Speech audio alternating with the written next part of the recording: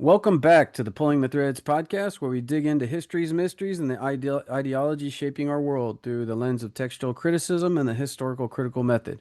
I'm honored to continue this deep dive conversation with someone whose scholarship has profoundly influenced my thinking, Dr. James Tabor, the distinguished fellow at Hebrew University and author of Jesus Dynasty, Restoring Abrahamic Faith, and many other instrumental works. Dr. Tabor, welcome back to the Pulling the Threads.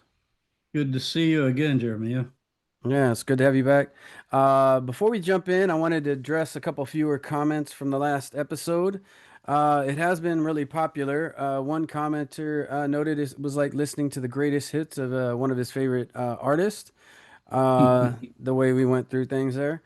Another person asked, and this is what I want to bring some course corrections for people who might feel this way as well, that what we're doing is antichrist. I think that's a misconception of the misconstrued question, that's worth addressing. I'd argue, I think that you might agree, we're not anti-Jesus. If anything, we're trying to recover the real historical Jesus.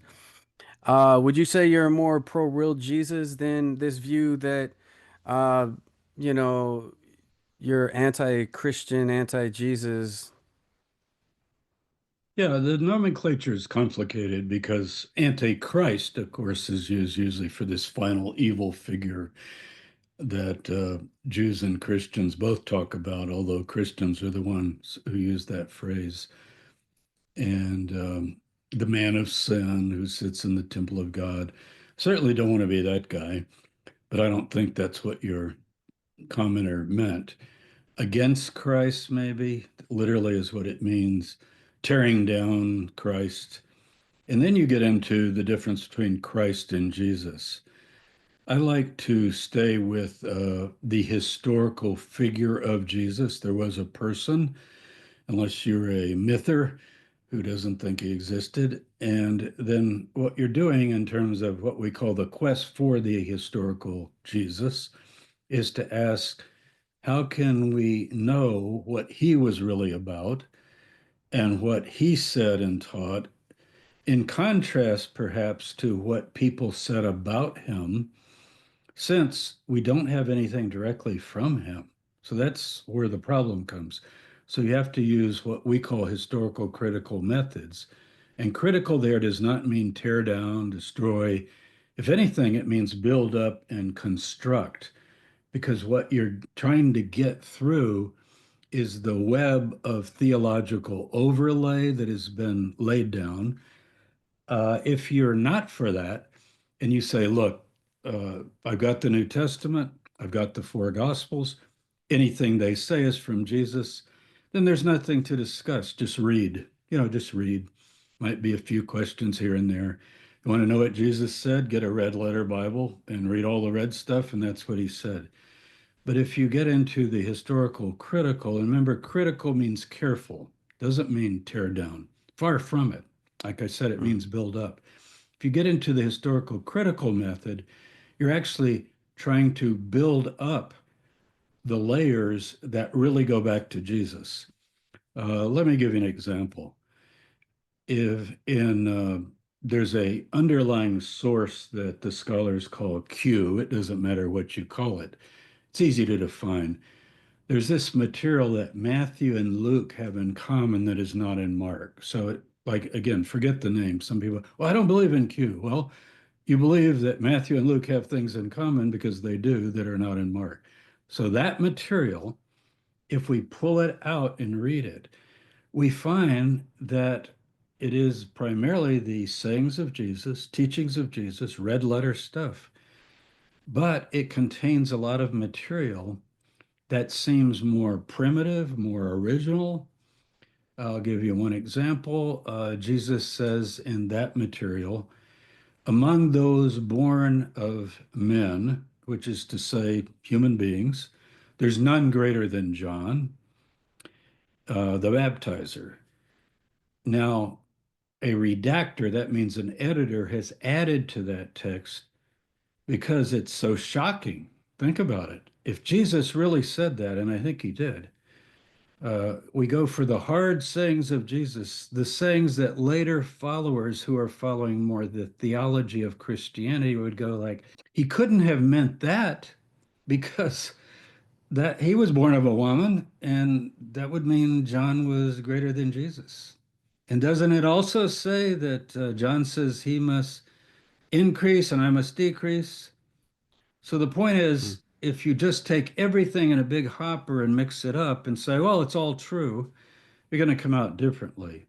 So, mm, what is added by the editors, we think, because we have an earlier text, Hebrew Matthew, it doesn't have that. And what is added?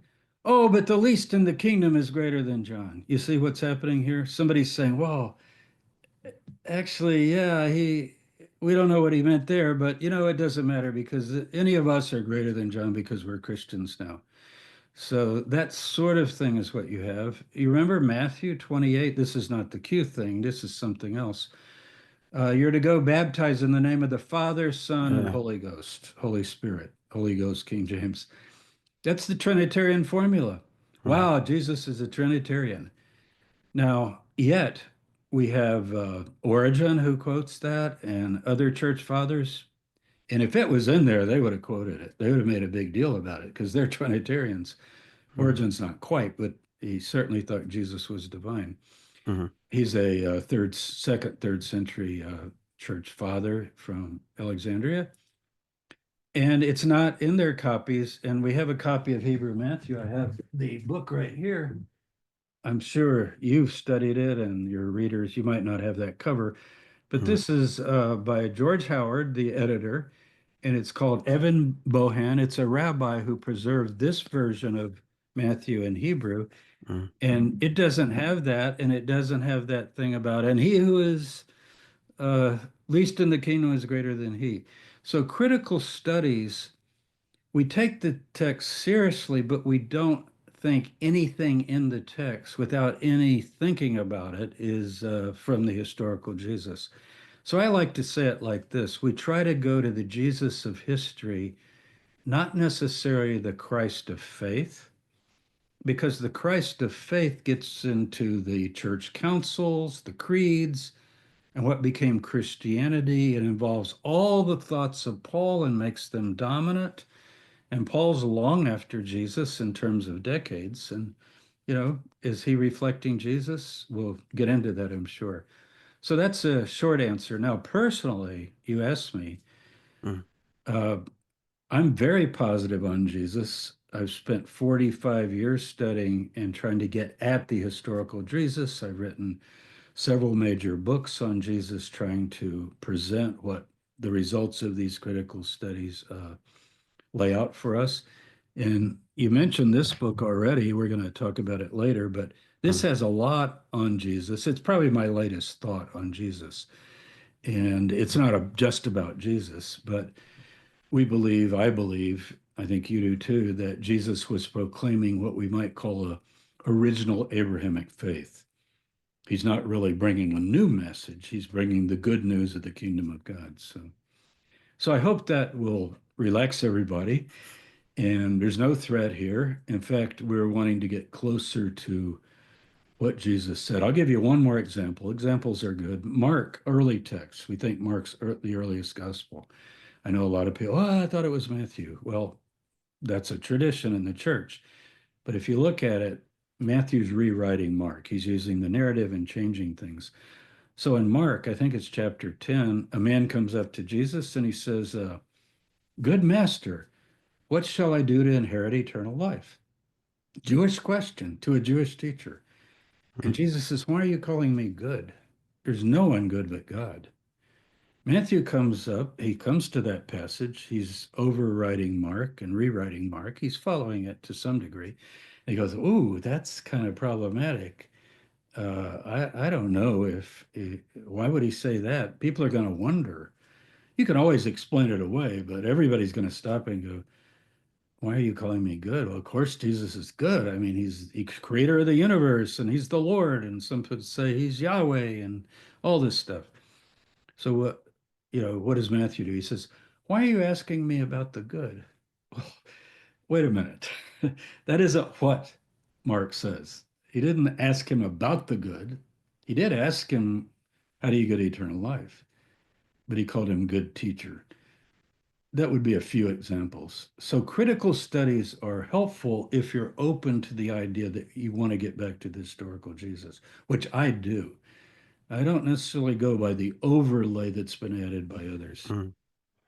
Yeah, so Is you're it being faithful to the historical Jesus, which is probably more pro Jesus than just the faith stance. But maybe It's some people. debatable. I mean, if someone, like I said, if someone said, look, I believe every word in the New Testament, it's inspired and there's not one mistake and it's all Jesus, then I don't have anything to say, although we could discuss that. But there'd be no use in discussing any passage Mhm, because all what you end up doing is quoting one passage against another, you mhm. see. It's futile. Yeah, Like anyone can read it, but what did Jesus actually say when we have two, three versions? Don't think of it as contradictions. See, people are, oh, are you saying it contradicts? No, I'm saying they're layers, earlier layers, overwritten, overwritten. And that discourages some people. And they think, well, if it's that complicated, forget it. We're never going to find out. You know what? A fairly consistent picture emerges if you'll follow these methods. It really yeah, does. yeah. And that encourages you because you start thinking, wow. And we have other texts, not just the Gospels. We've got the Didache. We've got the book of James. James is Jesus' brother. He should know something about his own brother. He's the Mhm. leader of the community. So, Yeah, yeah. All very important things. There's a lot of other text, the diversity of early text is something that's significant. So last time we did cover a lot about the Ebionite apocalypticism a little, the Enochian text, the impacts of the Dead Sea Scroll, and Paul's divergence from the original Jesus movement. Now, my listeners here are especially drawn to the Ebionite tradition since I talk about them a lot and how they put Jesus as a Torah observant and prophet of human origin, not born of a virgin, not resurrected.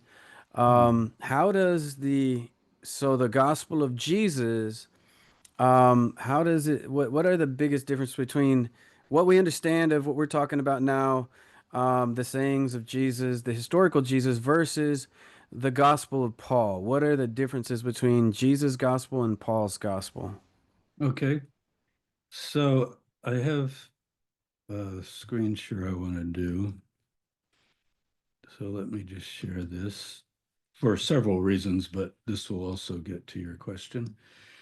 As you can see here, this is my blog. It's jamestabor.com. So if you know my name, you can get to it. And it has a good search feature and it has hundreds and hundreds of posts.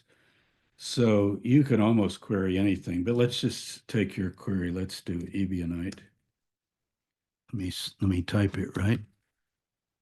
You got to look at where my fingers are in the keys. Ebionites, and I hit return. Uh, there's several articles, but I was going to refer you to this one. Ebionites and Nazarenes tracking the original followers of Jesus. Now, if we click on that, so you can go do this yourself, you can print it out. This is a fairly nice article overview that answers your question, but we're not going to read it all. I just want you to know that it's here because it goes into great detail. But at the end, there's a nice summary. So we get all the way to the end. And let's see, right here, we've got 4 points where they're numbered. And lots of sources and other things you can read, like here's that Hebrew Matthew I just mentioned. Some of these things are linked. So here are the main things, and we won't read this word for word, but we'll hit the high points. As far as the Ebionites go, and I'll get to the Nazarenes because this is both. Jesus is a human being with a father and a mother. They do think he's a Messiah, meaning he's anointed of the Spirit. This is from Isaiah 61. Okay, Mhm. they're big on that. We have that in the New Testament in Luke 4. The Lord has anointed me, the Spirit has anointed me, and so forth. But they like the term prophet like Moses. Now, that's also in the New Testament in the book of Acts. In Acts 7, Stephen says, he's the prophet like Moses. If you remember, the prophet like Moses is the one who will come like Moses, whom the Lord will know face to face. So they had a very high view of Jesus, but as a human being. So he's a flesh and blood human being, born of a woman. Born of a woman doesn't mean, oh, but virgin born. It means you're a human being in Hebrew. Secondly, this is surprising. They're vegetarian. They don't like eating meat at all. And they think the temple slaughter of animals was added. They don't think it was originally given by God, but it was added either from the people's sins or, as Jeremiah 7 says, I did not ever command you to do this, but only to seek my ways and follow me. If you look that up, Jeremiah is in the temple. And he says, this is supposed to be a house of prayer, but you filled it with shedding innocent blood, referring to the animals. And he calls it a den of shredders. I know it's translated robbers. That's a mistranslation. It actually is a word that means to rip apart, literally. And of course, robbers jump on people and stab them and rip them apart. But it's used for a ravenous lion, for example, in the book of Isaiah. Same Mhm. word. Okay. But part of this is let's go back to the original way. For example, Moses allows divorce, but Jesus says, wonderful phrase, wonderful Ebionite phrase, from the beginning it was not so. You see that idea? Mhm. So eating meat, yes, it's allowed in Genesis 9 with certain provisions for shedding blood. But ideally, remember, I've given you every green plant to eat. So they're trying to go back to Eden, so to speak. Mhm. And divorce and eating meat would be two examples. And then they believe in following the Torah, but they think that lots of things, this is part four, have been added to the Torah, like wheat and tares. You know, a field is the word of God, it's sown in a field. And they believe that there are things in the Torah that have been added by the priests, particularly that are not really of the Torah. Now, we would call that today historical critical study, but also of the Torah. Mhm. They believe in, so that's sort of an overview. Mhm. Now, they also generally have a negative view of Paul. And they might have been branches later. People start saying, well, Nazarenes are not like Ebionites. There's a church father named Epiphanius, I'm going to talk about in a second. But Mhm. anyway, I just want to recommend that article to you. Now, if you go back here to my beginning page, just so you know all these sources, I want your people to realize what this, it has books and it has online courses and all this, but this you Mhm. might find very helpful. All kinds of background on the Jewish Roman world of Jesus. So Mhm. if you happen to click on that, look, you've got all of this kind of material.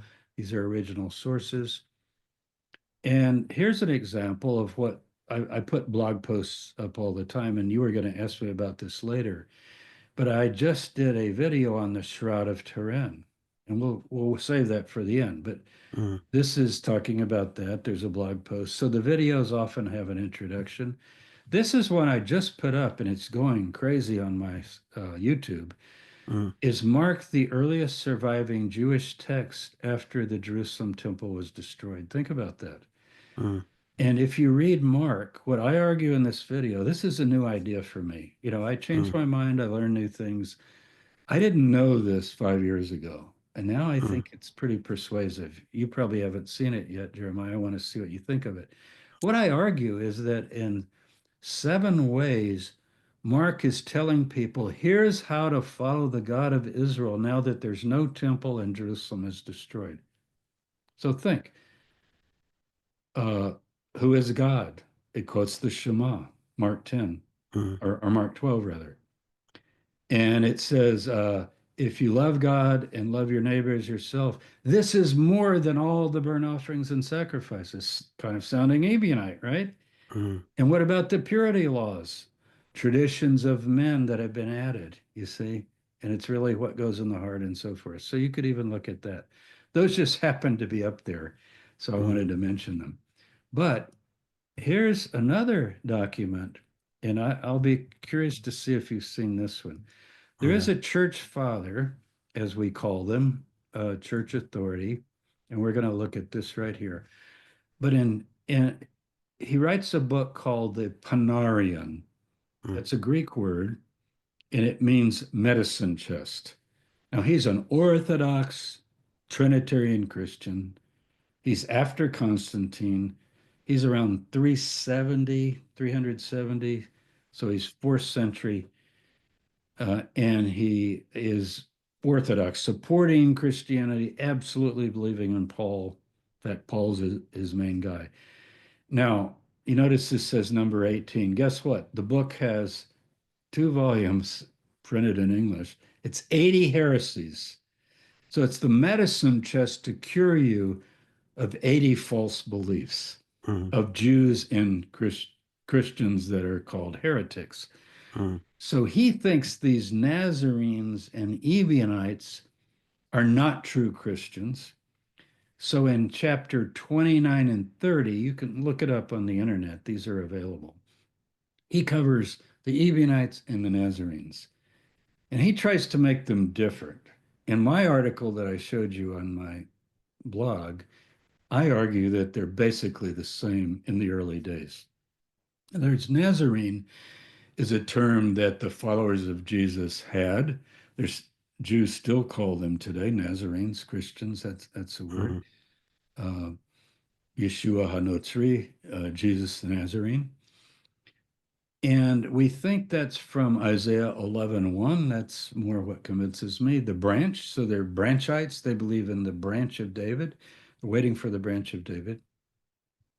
So that's the later groups that he describes, and he does not like them at all. He hates the Ebionites. In fact, Ebionite means poor ones. You know, Jesus said, Blessed are the Ebionites, blessed are the poor ones. If he was speaking Hebrew, it would be, Blessed are the Evonim, the poor ones, poor in spirit, right? Mm, Isaiah 66, to this person I will look. God says, not to the temple. He says, what is the house you'll build for me? This, Ebionites love this verse. Heaven is my throne, the earth is my footstool. What's the house you're going to build for me? I often say, I might have said this in the last episode we did. There are two things God says he never wanted. He didn't want Israel to have a temple and a human king. Remember? When the yeah, temple early on, comes yeah. up, he goes, Oh, I never asked for a temple. Why are you wanting to build me a temple? I don't want a temple. But okay, they built him a temple. And why do you want a king? I'm your king. So they like that kind of idea. So the Messiah is a king, but the word king is misleading. In Judaism, the prayer is Baruch atah, you could say Adonai, Eloheinu, but Melech HaOlam, the king. Only Mm, God is really the king.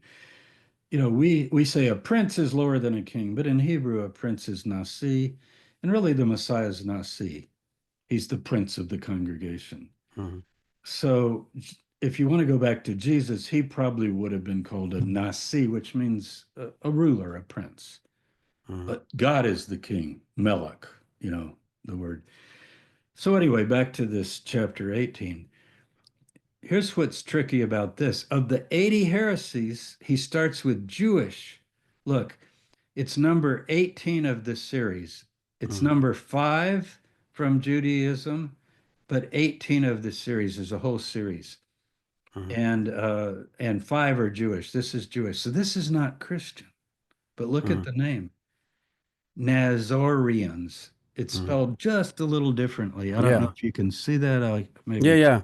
make it a Uh, little they were clear. associated possibly with Qumran, the Dead Sea Scrolls. There was Well, it pre-existing doesn't before. say that, but Mm, possibly, but yeah. But this is Nazar, not Nazor. So for mm, Epiphanius, Nazor is the later group. mm, But here's Nazar, a sect of Judaism. But look where they live. They live across the Jordan in mm, Transjordan. They practice Judaism. like circumcision and the And, Sabbath. and I noticed that Hemmer Baptist, so they were into the mikvah, the Hemero That's right. Baptist. That's right. And also here, they recognize Abraham, Isaac, Jacob, the fathers, and so forth, but they wouldn't accept the Torah as it's come down from the Jewish tradition. They think it's been polluted or things have been off added to it. And look again, they would not sacrifice or eat meat. They claim that the books have forgery is a strong word, but I would call it interpolations. So it sounds almost like the later group that we just read about, right? But this Mhm. is an earlier group. So it shows that there's a precursor. For example, you mentioned Qumran. At Qumran, they say, I close my screen, right? For you guys. Yeah, you can see me. At Qumran, they say in the community rule, we will build a temple of men, of people, a temple of people, and our prayers will be our offerings, not the blood and the Holocaust offerings of animals. That's in the early text of Qumran. Now, we talked about this last time. Remember, Qumran, the I like to call it the Dead Sea Scroll group. Mhm. Forget the name. People say, well, you mean the Essenes, right? Well, that's one name, but what does it mean? We mentioned last time it might mean Osim HaTorah, the doers of the law. But remember, in the Dead Sea Scrolls, one of the things they say is that David had many wives because he didn't have the seal book of the Torah, the seal book of the Torah they claim to have, the real Torah. Okay. So they're doing historical critical reading of even the Torah, and they think other things were added. Jeremiah 7 again, and the day I led you out of Egypt, I did not command you concerning burnt offerings and sacrifices. Amos says the same thing. Did I command you when I led you out of Egypt? So their position was these things were added later. And in their texts, what we call the Hebrew Gospels, the Ebionite Gospels, they say things like, they have Jesus say things like, if you do not cease sacrificing, shedding this innocent blood in this temple, the wrath of God will not be removed from you, or it will fall upon you, and so forth. So that's a brief overview. The people, remember, we know about them mainly from the people that hated them. So they're going to give all kinds of negative things about them. But they're not fans of Paul. They Mhm. think Paul came along, the Christian version of them, so-called Christian, post Jesus. Mhm. They think that Paul taught heresies, and they even question whether he really saw Jesus. He's the 13th apostle, but their basic argument would be a pretty simple one. Do you go by the ones who are with Jesus and followed him, and the ones to whom Jesus said, I will make you rulers over the 12 tribes of Israel? Should you go by them, or should you go by a 13th guy that comes later and says, well, I saw Jesus and he told me this, that Mhm. you should break bread as his body and take a cup of wine as his blood and drink it and eat his body and blood. And through that, you'll be saved. Now, did Jesus say that is the question? See, it's in Matthew, Mark, and Luke because Mark has it, but Mark probably gets it from Paul. Mhm. So I know it sounds complicated, but we can sort it out. It actually sorts into two piles. Mhm. And this pile over here would never think of drinking blood or even symbolically drinking blood. I'm not accusing sincere Christians of cannibalism or anything like that. That's not the point. They have a deep spiritual meaning in their own lives. I grew up with it. I try to be gentle with people. But if you think about it, I don't think that would be an image that would be used by a Jewish person, particularly coming from the tradition that you abstain from blood, and even the requirement on Gentiles in Acts 15, if they join the Nazarene movement, they have to be sexually pure, worship the one God, no idols, and not eat blood or sacrifice the meat sacrificed to idols, and particularly the blood. So that's the sort of thing that you get into. So they didn't like Paul, and they would argue visions are one thing, but how do we know what you're seeing? You know, you say you talk to Jesus. Well, we talked to Jesus, but guess what? We touched him and knew him and heard him firsthand, and he never said any of those things. That was the Ebionite argument. Mhm. And it's a pretty good argument if you accept it. So Paul says things like, we no longer know Jesus after the flesh. After the flesh means a human being. Even if we once did know him that way, we no longer know him that way. Almost as if to say, okay, yeah, you knew him, but I know him after the Spirit. Almost like you would claim, I've got the latest word from Jesus. You guys are out of date. Yeah, you knew him, but that was before his death. And now I've got all the new revelations that he's given me. So they weren't so sure that you could follow the latest new revelation. If you go down that path, what do you find all through church history?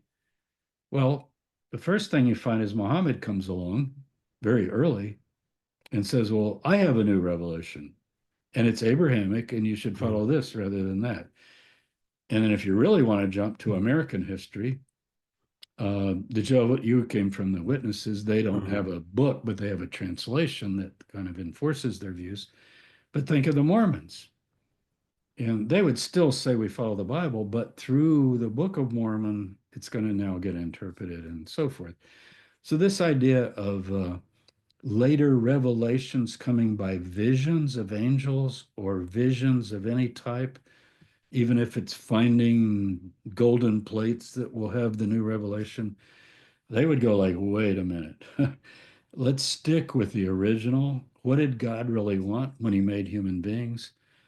No divorce, peaceful kingdom. And then they would go to the end of the Bible, Isaiah 11. What is the Messiah going to do? They're not going to hurt or destroy on all my holy mountain. And the word destroy is shachat, to slaughter. See? Because the wolf will Mhm. lie with the lamb and Mhm. there'll be peace and the nations will be at peace. So they would say, look, we have the original ideal, and then that was left behind after the flood, and then violence filled the earth, and all these other innovations came in, and the prophets come along and try to take us back to the ideal. And then Jesus finally comes, and they thought he was kind of the final prophet. They weren't looking for another. God's spirit rested on him, and he was became the anointed one, the prophet like Moses. So you can drill into that a little more, but that's a good overview, I think. Mhm. Yeah, that was really good. So the Clementine homilies and recognition, sometimes called pseudo. I'm not sure if I would put that title on it. I think it reflects an important text. They offer a radical different view of the Jesus movement, much of what you're saying here. But how do we address the problem of Paul? Would you agree that the historical Jesus aligns more with the Ebionite view, sans Paul, without Paul? And, who was the historical Paul? What do we know about him? Some of the fringe theories suggest that Marcionite might have invented him, possibly modeling him on the life of Josephus. Or as Dr. Price suggests, that maybe there's a connection between him, Simon Magus, Yeah. and he sees, symbolic layers rather than biography. And in light of the pseudepigrapha and redaction, what's your take on who the historical Paul is? Mm, Um, okay. Well, I won't call them fringe theories because I think that's a little bit pejorative, but I understand what you mean.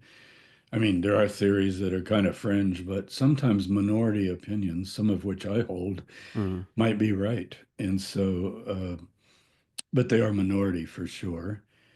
Everything from Jesus didn't exist to Paul didn't exist to the letters, all the letters of Paul are made up and forged in his name, or there was a figure, but the letters aren't him.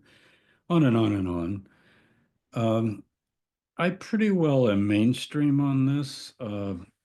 And I'll tell you why. If you take the 13 letters with Paul's name, and you can do all kinds of studies, you can do computer studies, even the latest AI studies show this with vocabulary, style, usage, ideas, uh, that the seven early letters, the first seven chronologically, generally are accepted.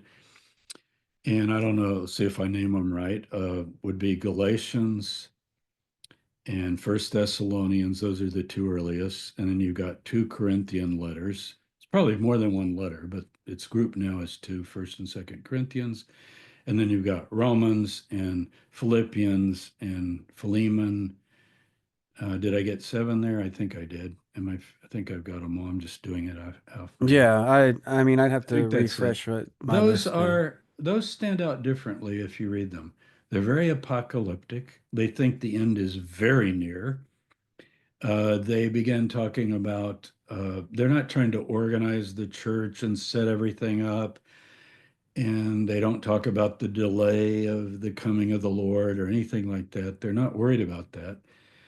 And particularly in a chapter like First Corinthians 7, but probably there are 20 or 30 other texts in Paul's seven letters where it's like I tell my students, Jesus is coming next summer, so to speak. Like you don't even have time. Don't start a business. Today, you'd say, don't buy life insurance. Don't start a business. Don't get married.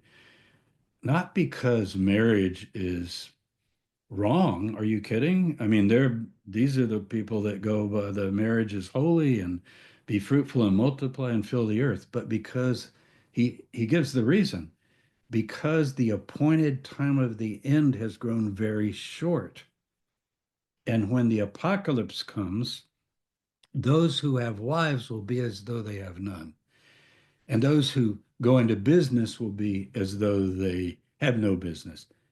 Why? Because the form of the world is passing away. It's all crumbling. The schema of the world, the whole system, the economy, the social world, the political world is all collapsing. And Jesus is going to come in the clouds of heaven and swoop the people up. I'm not talking about the secret rapture, the believers in Jesus.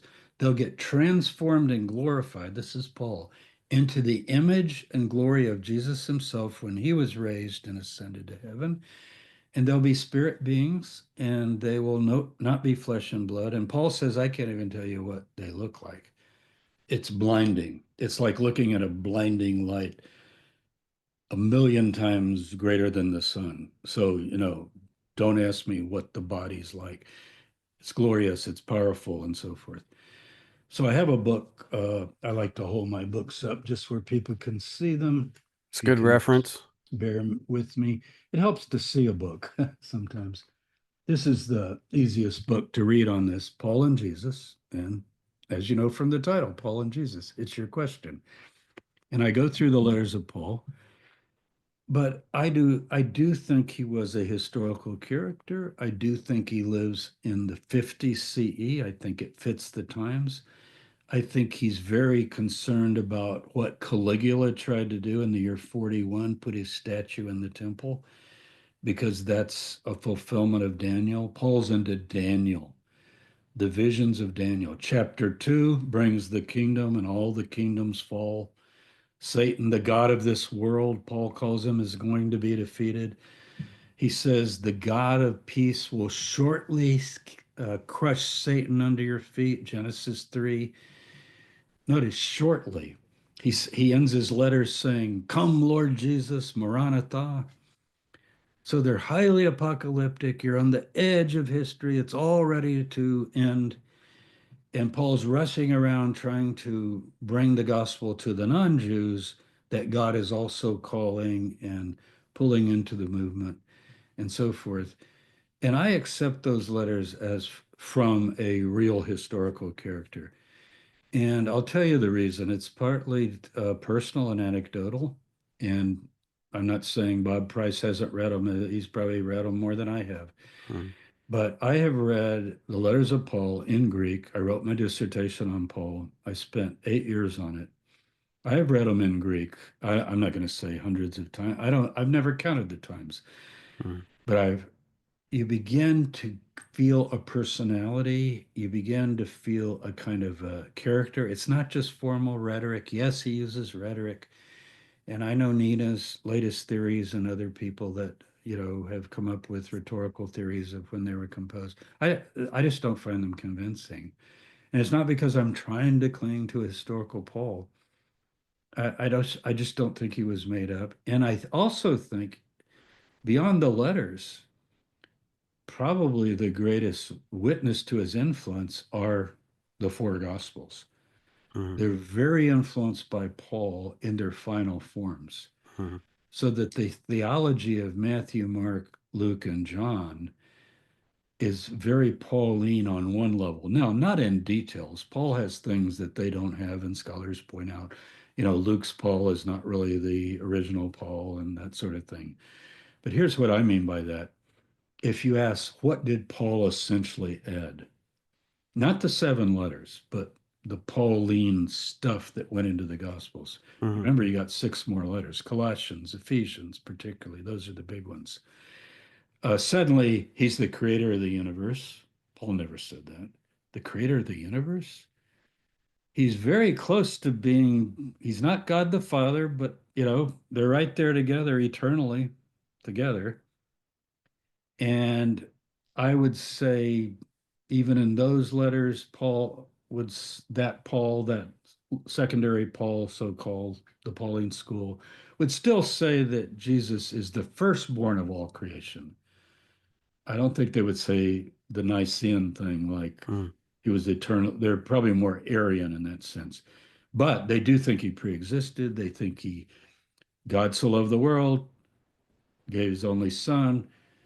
He left heaven, came down to earth, was born of a virgin. Now, Paul, I don't think goes that far, but you see how it becomes Pauline to think he's in heaven, he sheds his divinity, he comes down to earth, now he's a human, and he dies for the sins of humankind, and you have to believe in him to be saved. And then he goes back to heaven, and he's coming again to get all those followers of him that are now been forgiven through his blood. He's going to raise them up to heaven. And Romans would be his main manifesto. So if you take Romans 1 through 8, particularly, you've got the Pauline message. mm, And that skeletal, essential Pauline message in its main elements are what began to get propagated as Christianity. So here's what gets me, Jeremiah. When you go to the mm, Vatican, this is a symbol, but just think about it. These great steps going up into the Vatican with mm, Jesus and his mother and the famous statue in the middle. And what do you see? On the right, as you're going up, is Paul. On the left is Peter. mm, Peter, the rock of the church. Paul, holding scrolls, who wrote most of the New Testament. And you go on up, and I stand at the top and I look back and I think, where's James? right. Yeah. Where's James? I say, James who? James who? That's what people say. That's what my classes say. When I say, look, we're going to do 6 weeks on James, the brother of Jesus, they go like, now remember, I taught at Notre Dame. Those Mm, kids are going to go, Dr. Tabor, I thought he didn't have brothers because Mary's a perpetual virgin. Say things like that. And then we go to Mark 6:3, where the four brothers are named and the sisters are mentioned, and he's the son of Mary and so forth. Uh, so the historical Jesus had brothers. Now, another book, this isn't out yet, but this is just a review copy that we give to scholars. nice. A Lost Mary, Rediscovering the Mother of Jesus. You can order it now. Uh, any bookseller has it, pre-ordered. And you don't have to pay until especially on things like Amazon, they don't bill you till it comes out. It comes out September 30th. That goes into all of that in great detail. Nice. But essentially, see, what I'm trying to do is give the whole picture. But her firstborn son is Jesus. Her secondborn is James. Now, let me shock everybody. James is the beloved disciple in John who leans on Jesus' breast. not Mary Magdalene. Sorry, Dan Brown. It's James, the brother. And at the cross, Jesus says, Son, behold your mother. Mother, behold your son. This is the act of the elder son passing on the care of his widowed mother to the next in line. Jesus was head of that household. Joseph seems to disappear. Many scholars and theologians, we just assume, he's never mentioned after age 12. Mhm. And one passage in Luke, and what happened to Joseph? It's kind of a mystery. So maybe he died, maybe he was an older man, older than Mary. That would not surprise us. Maybe he was in his 30s, and maybe she was more 14 or 15. That was common in the time. That could happen in terms of arranged marriages. So James takes over. And I know everybody said, well, I thought that was John. Of course you thought it was John, because everybody in the world says it's John because of late traditions in Christianity that the Yeah. apostle John, son of Zebedee, took Mary and cared for her. What an insult to James. You know how you know that's not true? Absolutely, we know that James is in charge of the movement when Jesus dies. Yeah. But he's not in charge of his own mother? Think about it. That just doesn't make sense. So when Jesus dies, as his last act, Gospel of John only, he says, Mother, your son, son, your mother. It's a way of just saying, and from that day, that disciple took him into the house. Now, why is it he named? Because the writer doesn't want to exalt James. This is later when he's not going to be on the Vatican steps. He's not a big figure. Peter becomes the big figure. And if you read First Peter, you'll think you're reading Paul. I mean, I don't know if you read First Peter yet, Yeah. but you know what? I've gone through First Peter and I've marked the Paul passages. In fact, I just crossed them out because I wanted to see what it looked like. And then I pulled out just the passages that aren't Paul's material. Mhm. Wow, it reads perfectly without them. So I think that's been Pauline interpolated. A lot of scholars think that. It's Yeah. called First Peter. So it's probably an original, it probably would have been originally much like James. So Yeah. I James we imagine. do Yeah. have, and it is not interpolated except maybe one verse in chapter 2 where he says, Don't hold the faith of our Lord Jesus in vain. But I would go with that because you know what he says? What do you mean hold the faith in vain? Don't let a poor man sit in the back of the synagogue, not church, Yeah. and let the rich come up front. Well, that does sound like the faith of our Lord Jesus, right? And Lord, remember, means master, teacher. So, of Mhm. course, James looked to Jesus as the teacher, but then he hands it over to James. Now, Mhm. we have dozens of texts saying that outside the New Testament, but in the New Testament, he's really, but in the New Testament, I would say he's just about written out because this is the later Pauline presentation. Now, Paul mentions him in the early letters because he says, yeah, I went up to Jerusalem. I saw Cephas. I think that's Peter. I Mhm. think it's Peter. Some people dispute that. And I also saw James, the Lord's brother. And then in the book of Acts, when he goes up to Jerusalem, I went and checked with James. I checked in with James. But you know where you can prove to anyone that James is in charge of the group? I think you know this. Acts 15. The biggest dispute the church ever had, or the synagogue, really, the group, Mhm. Yeah. Nazarene, the biggest, they almost split, where one group was saying if a Gentile non Jew joins the Nazarenes, they've got to get circumcised and basically convert to Judaism and keep the whole Mhm. Torah. Got to become a Jew. Just think of it as becoming a Jew, because it would apply to women too, and they don't get circumcised. So, in order to be saved by the blood of Jesus, it's very Pauline, you got to convert to Judah. You got to become a Jew and keep the entire Torah, okay? The way Judaism teaches. And this would be the sect of Judaism, the Nazarenes. So they would have some adjustments maybe as to what we call the halakha. How do you keep the Torah? Might have been more like Hillel than Gamaliel, I think, probably Yeah. more open. But you Mm. still have to convert. And another group, Peter included, said no, and Paul. Paul was there, and they argue for a while. And Paul gives his opinion, and Peter gives his opinion, and then you get this astounding statement out of the blue. Don't even explain who he is. Remember, Acts doesn't even say it's his brother. It's Yeah. amazing. It says, and James stood up and said, I need a gavel here. My decision is, who are you? What do you mean your decision is? So you see, we'd say, who put you in charge? You know how we Mm. talk like it. Who put you in charge of the church? Uh, my brother. It's in the New Testament. They didn't take that out. But when you go to chapter one and you got the 12, 11 apostles and they choose a replacement, remember, Yeah. for Judas Iscariot. And what does it say? His mother and brothers were there. Well, of course they were there. They're actually in charge of the group. Again, I show that in the book. Mary is the matriarch of the movement. James, her second son, is in charge. And before that, Jesus, her firstborn, is in charge. And guess what? When James dies, Simon takes over. And I think he's also a brother. He's very old. It I have another book. I have a lot of books, right? So this is called, notice the title, The Jesus Dynasty. It's a caliphate. Caliphate doesn't have to be Muslim, right? It No. means that it goes from this one to this one to this one. It's a family thing.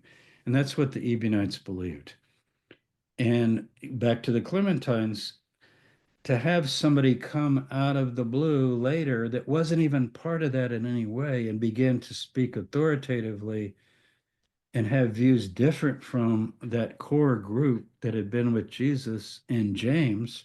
And James is very prominent in the Clementines. And one of the things the Clementines say is don't believe anything you hear unless you've checked with James. That's in the Clementines. You got to check with James. First, he's in charge. And secondly, he grew up with Jesus. Now, many people would say, yeah, but he didn't even believe in him at first. That's very possible. I'm not sure of that. There's not a lot of evidence for that, but maybe he didn't. But you know what? What about later as time went on? Obviously, he wouldn't have been put in charge if he didn't believe. And we have stories of him, you know, honoring his brother and coming to see Jesus as the anointed one that others believed as well. But by Acts 15, which is probably by 4950 CE, that's the way usually we could date it, James is in charge. And Paul makes that very clear in Galatians. He said, I went up to Jerusalem and Peter was there and James was there. And he called them the so-called pillars of the church. Not as some people say, well, it's not sarcastic like you're saying it. I think it is. He said, look, I've got my gospel. If they don't like it, it means nothing to me. That's what he said. What they are means nothing to me. What do you mean what they are? How could the people Jesus appointed as the leaders mean nothing to you? No, he doesn't mean they mean nothing. He means if they don't agree with me, too bad because I'm talking to Jesus and I got my message from Jesus. And he said, I did not get it from men or through men. What does that mean? From James or through James or Peter or any of them. He says the so-called pillars of the church. So that tension is there. And I have a chapter in this book that's pretty controversial called Battle of the Apostles. Mm. So so you can see what my books are doing. I'm Yeah. trying to actually I'm working on a trajectory. I'm not going to write a book on John the Baptizer because he gets pulled into the Jesus movement and we don't have enough on him. And Mm. also, James McGrath has just written two wonderful books on John the Baptist that I just completely endorse and agree with. James McGrath, you should have him on. He's wonderful. Mm. So I'm not going to rewrite, something that doesn't like reinvent the wheel, as we say. But I've written the book on Jesus. I've written the book on Paul. And I'm not going to write a book on James. You know why? Because there's already great books that have been written on James. The best one, I think, is John Painter. It's called Just James. I love that title because he's called James the Just. Yeah. So the title is Just James, meaning he's just James, and he's also the just one called James. Mm, Anyway, he goes through every tradition. If you say, I never even heard of James, get Painter's book. It's available in paperback. So I'm not just trying to push my own books. mm. And now I've done Mary, and I don't need to do Mary Magdalene because amazing books have been done on Mary Magdalene. So look what we have. We've got John the Baptist, Jesus, the mother, Mary Magdalene. I don't want to leave the women out. James, you see, and finally Paul, and we've got the whole movement. Yeah. And so I'm kind of finished. Yeah. But I have other things I'm doing that continue to refine things. But probably when the Mary book comes out, I have one more book in mind. It's called Jesus Betrayed, and I'm going to put all those into one book. So you So might say, like well, I'll wait. summarize all of that. Yeah, it's called Jesus Betrayed, and the subtitle is something like How the Followers of Jesus Rejected, Lost, Forsook. The publisher will help me decide his original message. Mm, So, but all the books are basically saying that. mm. But I want to make it, and it's going to be short, probably 150 pages, just putting it all together. And then, you know, I'll we'll see what I do after that. Because Yeah. I also work in archaeology and all kinds of other things. The some very fun things. I mean, you touch a lot of important things. Um, we've touched on the one thread that does run through Second Temple period till now is apocalypticism. You mentioned that some of the views with the Ebionites and the early Pauline text. You mentioned the branch. One of the groups that you've studied was the Branch Davidians from the Waco situation with David Koresh. With the rise of Christian nationalism, influences of the Neo-Apostolic Reformation, things we've talked about, and their prophecies about political figures. Um, Having written about Waco, do you see parallels between Koresh's worldview and today's faith-driven politics? Are we witnessing a revival of this? And like, how can your research into the Waco incident help us deal with those who've drunk the Kool-Aid as it is? Of Christian nationalism. Yeah. Yeah, Christian Yeah, here's the nationalism. Waco book. Since we're talking about all my books, my Waco, these are all available. And it's Cults and the Battle for Religious Freedom in America. It's about more than Waco, but I wrote the first half, and Art Droge, my co-author, wrote the second. And that book is more the idea of what happened at Waco, what went wrong, who was David Koresh, what did he really say? And if you saw the Paramount Pictures six-part TV series with Taylor Kish and so forth in it, just called Waco, you can get it on Amazon. I highly recommend it. It's 85, 90% accurate. And a lot of it was influenced by my work, David Thibodeau, even one of the FBI agents cooperated with that. So it's sort of a separate subject because David Koresh, notice David and Koresh is the Hebrew word for Cyrus, who's called the Messiah, and they call themselves the Branch Davidians. He didn't start the group. The group started way back in the 1920s and 30s by an Adventist, a Seventh-day Adventist guy who broke away because he believed that when you read the Bible and it says Israel, that means Israel, and the land means the land. And you know how Adventists spiritualize everything, kind of like the JWs do a little bit. Russell didn't do it as much. We talked about that last time. But so Jerusalem is above, like Paul, Jerusalem above, not Jerusalem below. But Koresh believed, no, when it says that there's a battle in Jerusalem, Zechariah 14 or something like that, or Zechariah 12, that's going to happen. And we've got to go over there and we've got to fight against the enemies of God and so forth. So he was more an apocalyptic guy. He would be more like some of these early apocalyptic texts in the New Testament or the Dead Sea Scroll group. And I was involved in help working with the FBI and my colleague, Dr. Philip Arnold, who was more involved than I was, but we worked together in communicating to the FBI and with David Koresh in trying to bring about a peaceful resolution, which unfortunately we failed in, but we mainly failed because the people who made the decisions didn't listen.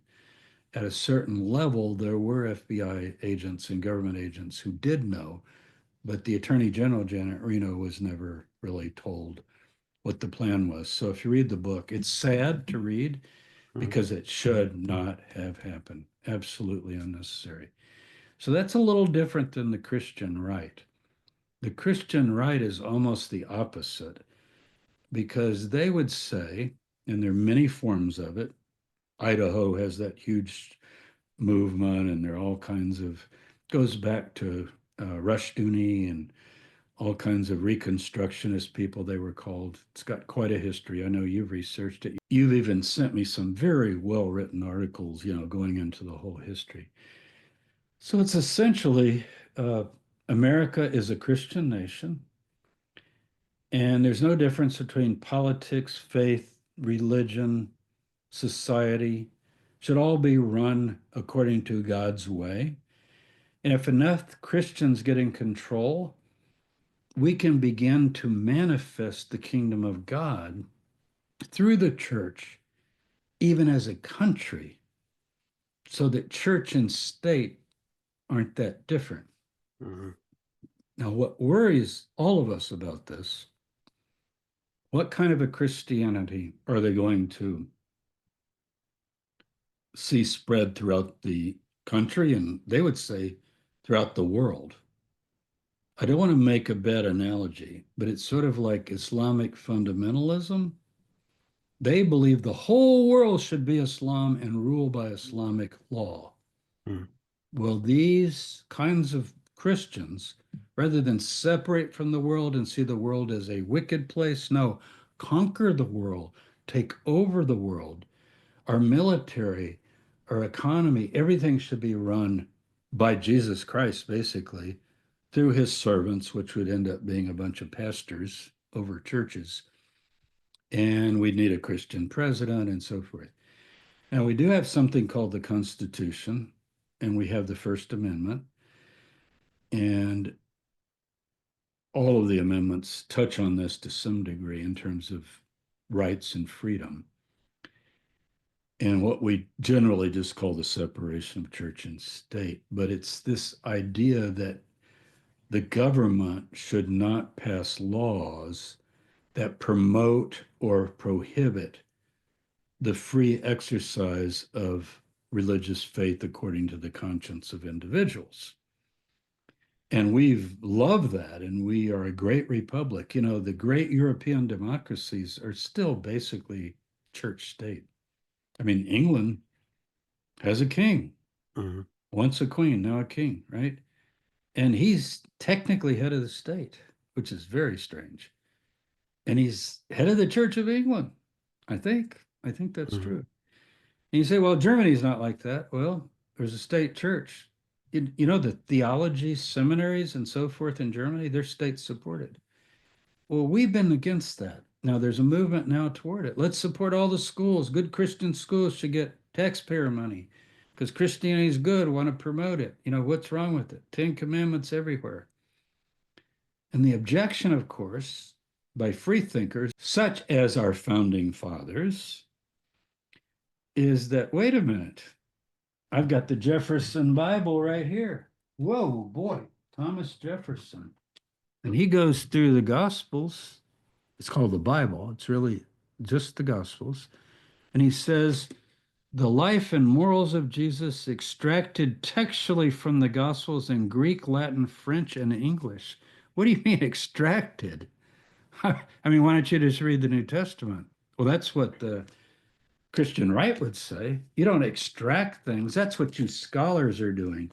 You go through and you say, oh, well, Jesus didn't say this. And so Jefferson, who helped write The Declaration and the Constitution, along with Franklin, along with all the others, they were basically, they wanted to allow freedom. They were, whether they're a Christian is very questionable. I mean, if this is certainly not fundamentalism, right? Hmm. I mean, he has a lot of things where he said, well, Jesus never said that. It's interesting to get. You could, this is published, I think, by the Smithsonian. Yeah, you should get it.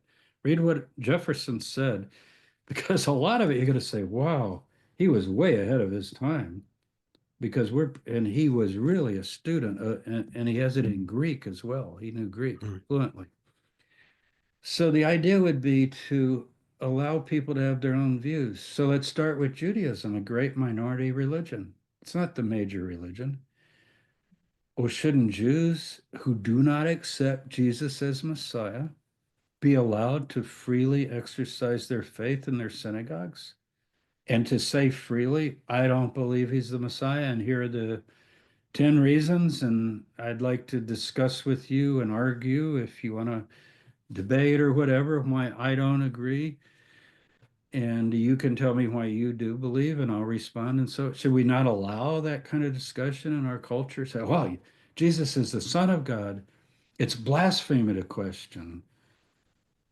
This is scary because then we're back to what? Former times when the church controlled everything and people were tortured and killed if they didn't agree with things like the Hmm. Trinity. Hmm. And Jews were killed by the millions over many ages. Of course, Hitler alone is the big one in modern times, but I'm talking all through the ages. You couldn't count the hundreds and hundreds of thousands of Jews that were killed with pogroms and riots and synagogues burnt and so forth. And if you go back to the Roman War, it's even worse. But this was more Christian persecution, the Christian, uh, and there are many books that have documented this. Constantine's sword is a really good one on that one. A really good one, yeah. And that's Yeah. if you read some of the councils like Nicaea, but don't just read the creed. Everybody knows the creed; they say it in church.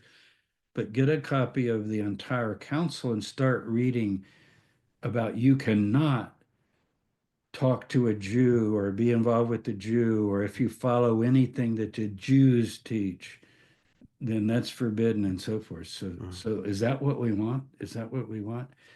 Now, I know Islam is not popular right now in America for certain reasons that we all know from the Middle East and from radical Islamic terrorists, frankly. And Yeah. I certainly don't favor them, but and I don't want them to have any kind of political power. But in terms of belief, if you're going to be a democracy, you have a kind of a crisis. It's like free speech.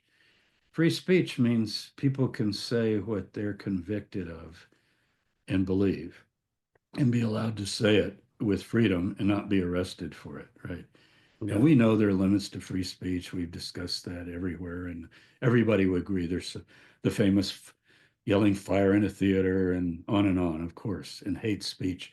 But we're just talking about here religion. If I stand, I've given my ideas today in my studies. Now, what I've said by any evangelical Orthodox view of Christianity is all heresy. So I'm a heresy. Mm. Sorry. So I'm a heretic. I'm a walking heresy. So should I be arrested or killed or tortured or forbidden to go on YouTube? Should we have a YouTube that only preaches the one view of Christianity? Now, if you took a poll and could make those issues clear, the vast majority of Americans would say, keep the religious freedom, please. Even though the polls show that many, many are people of faith, as they call it. But you got to have, they say, well, I essentially believe in Jesus, but I don't think he was the Son of God. Whoa, wait a minute. Then you're not going to pass the test. You see, we can't have catechetical test of faith like seminaries have Mm. to see if you can graduate or if teachers can teach there. We can't have that. So it worries me considerably.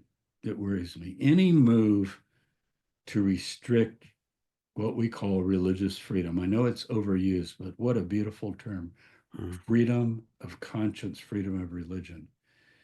What we learned since John Huss, it's 100 years before Luther, and he was burned at the stake for saying this by the Roman Catholic Church. John Huss,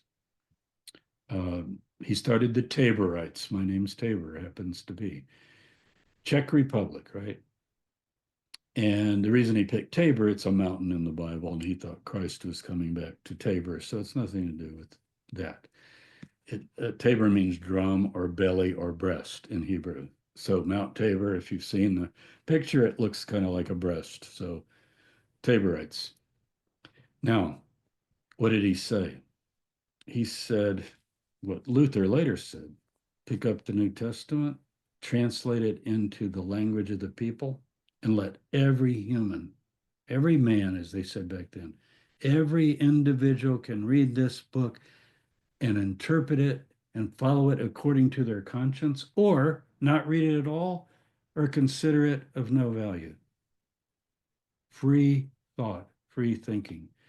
If we lose that, then we've lost the great American experiment. And Yeah. thankfully, the majority of Americans believe that now. Yeah. But when wickedness and evil and violence fill the country, and you see horrible things going on and people seem to have no values, I mean, there is a tendency to want to kind of say, wait a minute, we need to crack down. Mm. But start reading about colonial America. I don't think you want that. Did you know I've studied my ancestors who landed in Virginia in the 1600s, and one of them is my favorite. His name was William Tabor. He was Okay. the son of the guy who came, and he got fined because he didn't want to go to church. Oh, okay. So maybe it runs in my blood. But the idea, Yeah. like you could be whipped or fined if you didn't show up in church. Do we want Yeah. that? I don't No. think so.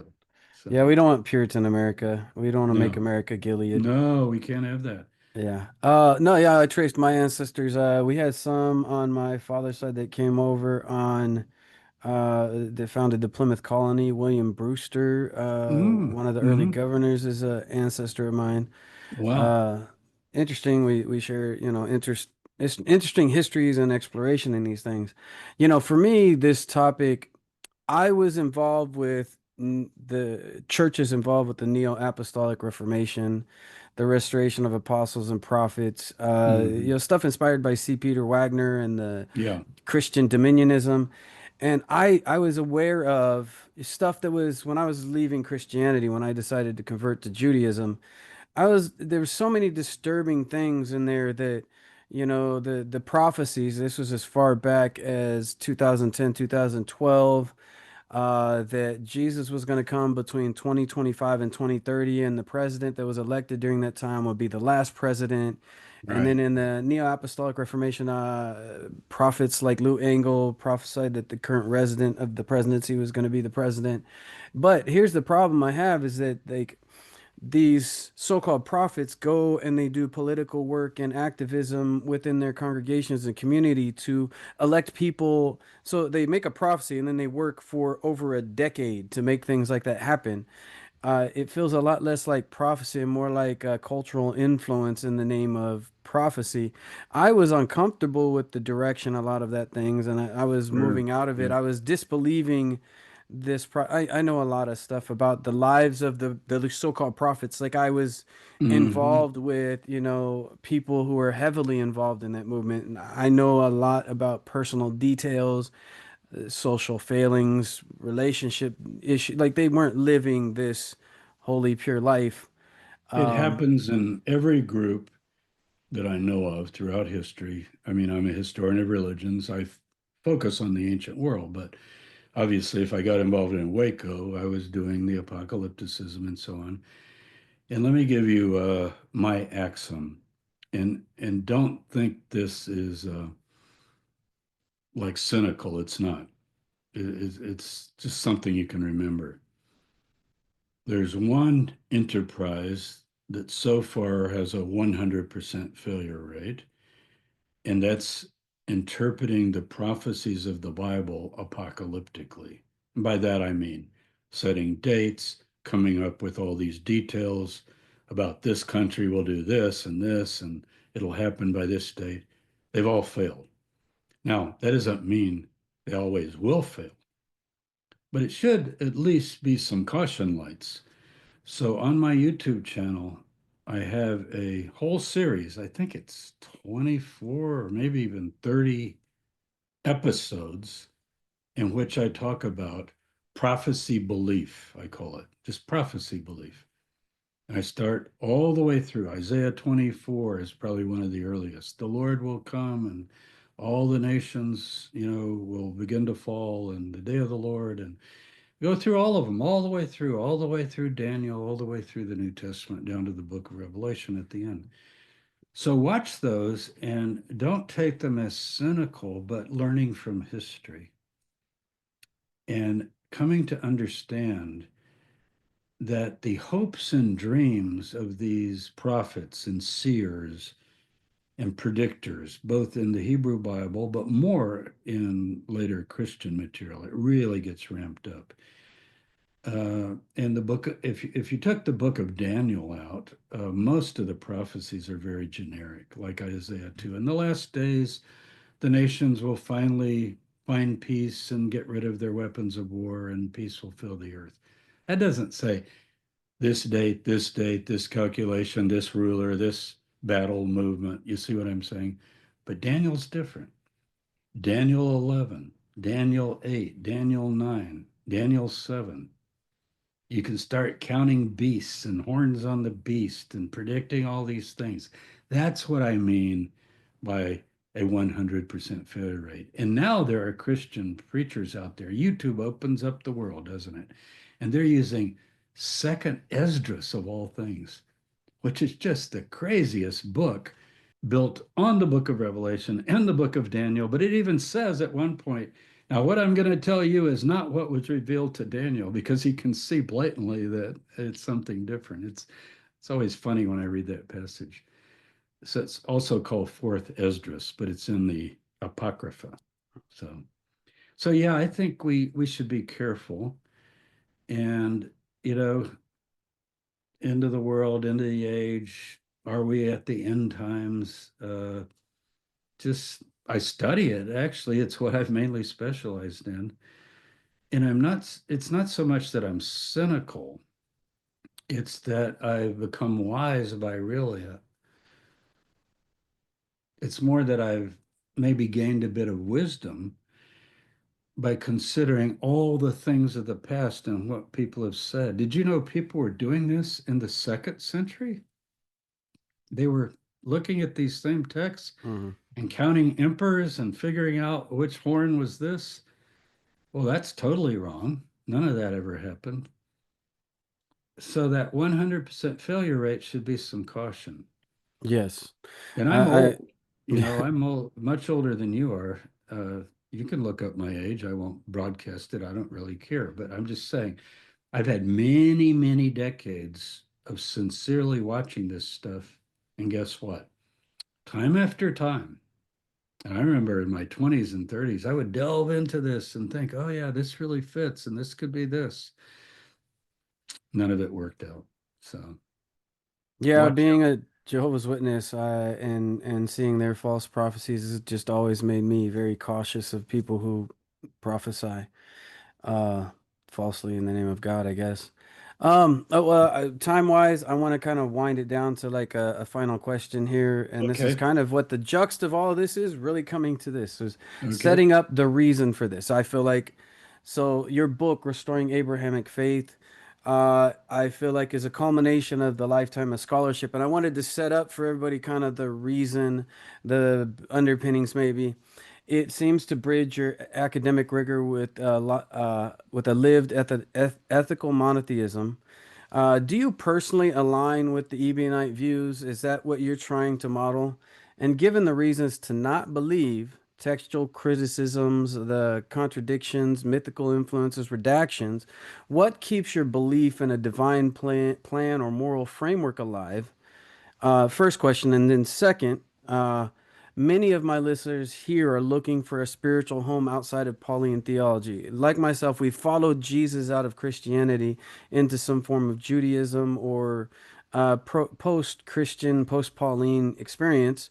But I've noticed people want something that's still friendly to Jesus as a historical Jewish figure, that's not in an oppositional view of that maybe he was a Jewish guy, had nice things to say. What would you say to someone seeking a post-Christian Jesus positive community? And is there space for a Hebrew faith that honors Jesus without the spiritual overlays, death and resurrection, salvation, all the Mm. Pauline overlays? Well, okay, here's the book again. And you can get it on Amazon. It's hardcover, Kindle, and paperback. This is the paperback. I would call it a faith manifesto. That is, as I say in the preface or introduction, I sort of took off my academic scholarly hat. Not saying it's not academic, it has full bibliography, hundreds and hundreds of notes, but sort of took off that hat because I kept getting asked, well, what do you believe? What's the upshot of all this that you're presenting and studying? Where do you find yourself? And where I find myself is affirming that the Bible is the story of one man's family, Abraham, and it's traced in the Bible, at least, through Abraham, Isaac, and Jacob. Ishmael has a place, and the people of Israel, and on down through what people often call the Jewish people. But for me, it's the record of the Torah, the prophets, and the writings, that's a concise package of sorts. Now, it's very diverse and it has differences and similarities, and you do have to read it historically and critically, or you're not going to get anywhere, as far as I'm concerned. But I find enough in that proposal to stand out. First of all, I believe in God, but what does that mean? A word, God. And I covered that in the first chapter rather thoroughly. What do I mean? What do I mean by God? And then the faith that's it begins to get expressed through Abraham and Isaac and Jacob and through the prophets particularly and into the writings, some of the Psalms, and there are lots of resources in the Hebrew Bible. It's a big book. I find that it's unique because there's a sense in which it's not even a religion by normal standards, which really strikes me as unique. Religions are basically about another world and about afterlife. And yes, God blesses you and guides you and helps you in this world, but mainly, what for? What's it all about? And did you know if I pick up a Hebrew Bible here, I got to do the drama. Here's an actual Hebrew Bible. This doesn't give any answers to those big questions. It really doesn't. What's life after death? Well, there's a place called Sheol, and you are dust, and to dust you shall return. You say, well, do you ever come back from that? Well, uh, I have chapters I talk about that. It's not real clear as an affirmation. It's certainly not like in the New Testament, like at the end, there'll be the resurrection, and this is what it means, and so forth. We think the book of Daniel is fairly late, and it does have one text on resurrection, and there's one in Isaiah 26, which is also a late text. Other than that, it's not talked about. Why? Because it's a this worldly book. Hmm. There's a Yeah. famous poem by Robert Frost that I like called Birches. It's about boys climbing birch trees and going up to heaven, and then the birch tree swings down and they ride the birches, right? I've never done it, but apparently they do it in New England. And you know what he says at the end? The earth's the right place for love. I don't know where it's likely to go better. Think about it. And so, what do you have in the Hebrew Bible? This is the good earth. It's you didn't fall into this world. It's not a mistake. Humans didn't fall. They made choices to leave childhood innocence, right? If you begin to read these stories of Garden of Eden and leaving the garden and so forth. But there's never any answer really given. Job, for example, says, I wish that my case someday could be judged by a redeemer. It's literally a Goel, somebody who could be a lawyer in my defense because I do not think I deserve what happened. And all of you friends of mine are saying I did, I must have done something wrong, and I'm standing my ground. And he said, if a tree is cut down, it can even grow sprouts. Or if you cut down plants, they can grow back. At the scent of water, a seed can come up. Man lies low and awakes no more. Though the heavens be no more, he will not awake. Ecclesiastes, the same thing. So, what kind of a religion is it that has these pessimistic, realistic statements about death and another world? It's ancient Near Eastern thought. It stays with the ancient Near East. And you think, well, that's pretty hopeless and dismal. Only if you think that this world is not a good place. Mm. Now, it is a world full of horrors. That's called Outside the Gates of Eden, to use another poet, Bob Dylan. What happens outside the gates of Eden? Humans are free. Humans are made in the image of God. So what do? Cain kills Abel, right? And on it goes. Violence fills the earth. So the Bible is a big book. I'm not a fundamentalist. I don't read it always literally, but in terms of a kind of an unfolding saga, that's what I try to represent. And it's organized really simply. It's God. What do you mean in the Hebrew thought of God? The way. What do you mean the way? What is the way? Is the way going and slaughtering men, women, and children and animals and genocide? Is that the way? What is the way? And then the plan, like what would that possibly mean? And finally, I put a chapter in mainly because of Christians, the Messiah. And then final chapter, just like, what are you going to do about it? Mm. But it's a lonely road. I'll quote Robert Frost again. You know what he put on his tombstone? This is my faith. I've had a lover's quarrel with the world. Write that on my tombstone. That's a good one. A lover's quarrel with the world. A lover's quarrel.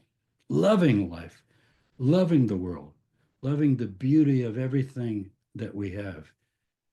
But a quarrel with all kinds of things, from why bad, horrible things happen to good people and what are the costs of human freedom, that we are autonomous, self-conscious beings reflecting the image of the forces of all forces of the universe. Are we a fluke? Or are we rooted in the depths of the consciousness of the whole universe? And then within our power, think about this. This is the scariest thing I'm going to say today. Within your power, you can do anything you want. Wow. Talk about a crazy experiment. But what would be the alternative? Robotic control. But you can do anything you choose to do, anything within your power. But I think within all of us, there is resonating that good, that yearning for the good. And even some of the most wicked behavior that we could think about, those individuals don't like to see it done to them, right? Golden rule.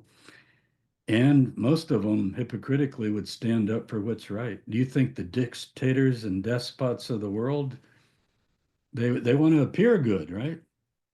Yeah. You know, think of Putin. Does he say, I'm a wicked, evil man and I murder and kill people and I'm awful? No, he says, oh, no, I'm wonderful. I do this and I do that and here that. So this is the thing. So I find the Bible, I love the Bible. I'm sure it's autobiographical, maybe if I were born in another time and place with another culture, of course, I might end up differently. But I love the Bible. I've studied history of religion. I think it stands unique and I'm kind of hooked on it. But it is a lonely road. Hmm. If you don't belong in Christianity, you might find a home in Judaism that's certainly closer to Abrahamic faith, particularly more, should we say, progressive forms of Judaism that would Hmm. admit critical studies and so forth. Hmm. I love the website, thetorah.com. You got to put the in, thetorah.com. It tends to be really nice articles on the kind of thing I'm talking about. And you said you converted to Judaism. I go to synagogues sometimes, but generally it's a lonely road. So what people do, they just have to find their own way. But I don't direct people to anything. But Abrahamic faith was a household faith, so that's kind of nice. You know, Hmm. the story of one man's. And I guess my favorite passage in the book is in Genesis. I think it's 19, 18, maybe 18 or 19. I can't remember now. I should memorize the numbers. It's either 18, 19, 19, 18, but it's Abraham will teach the way of Hashem or the Eternal One and his household. He'll teach his seed, his family, and his household the way, justice and righteousness. So in Judaism, there's this phrase I love. I don't think it's specifically in the Hebrew Bible, but I love it. Tikkun ha'olam, fixing the world. Let's fix the world. Like, what's wrong? If a lake is polluted, let's let's don't fly off to heaven. Let's figure out who polluted it and why. And why is the good earth getting ruined by us primarily? Hmm. And how are we treating the animals? And how are we being managers of the planet? You say, well, that's not religion. That's isn't that ecology or something? I mean, is that what you're for? I'm for doing good in every way and doing justice and righteousness. And I go through the five virtues of the Hebrew Bible. That's what I'm Hmm. for. I think you almost have to be for them if you're a good person. Hmm. I mean, are you against justice? Are you against truth? Are you against love and mercy and grace? And these work together because you don't want to have a bunch of sloppy grace without justice, right? And you need truth and you need mercy and you need faith. So I'm drawn to the Hebrew Bible. Yeah, I So share that. if I had a label, I would say I wouldn't go with Ebionite or anything. I would go with Hebrew. So what is Hebrew? One who crosses over from the ancient culture in Abraham's time of Babylon, which then becomes a metaphor throughout the Bible, means confusion, the human way of greed and selfishness and all the negative things of human history, to the positive vision of how could this world be what it was meant to be and what it could be. And there I go to the prayer of Jesus. Let your kingdom come, your rule. Let your will be done on earth as it is in heaven. That's it. So I don't know how you encapsulate it better than that. So yeah, you say, well, you're kind of a critical, skeptical scholar. Well, yeah, on some things, but I also believe the things that I say in the book. So good way to end. Yeah. And I agree in a lot of ways, for me, growing up Jehovah's Witness, not having traditions and stuff, I definitely resonated with the culture of Judaism. I find a connection to the people, to the land, to Sure. the festivals, the traditions, and it's definitely something I do with my family and my children, Yeah, I do as to well. giving But them something meaningful. my kids don't necessarily follow everything I do, but they Yeah. certainly are aware of the Sabbath and different kinds of things that are in the Hebrew Bible, particularly the Ten Commandments and so forth. So, Yeah, Dr. Tabor, thank you for joining us once again to help us wrestle with faith, history, and truth. Your work encourages honesty, inquiry, and spiritual integrity. To our listeners, please be sure to check out Dr. Tabor's books, including Restoring Abrahamic Faith, Jesus Dynasty, Paul and Jesus, and you can follow his ongoing research at jamestabor.com. Uh, That's all for this episode of the Pulling Threads. If you enjoyed this conversation, be sure to subscribe, share, like, and join in the conversation online. Keep questioning, keep digging, and as always, pull the thread and see where it leads. Thanks a lot, Jaron.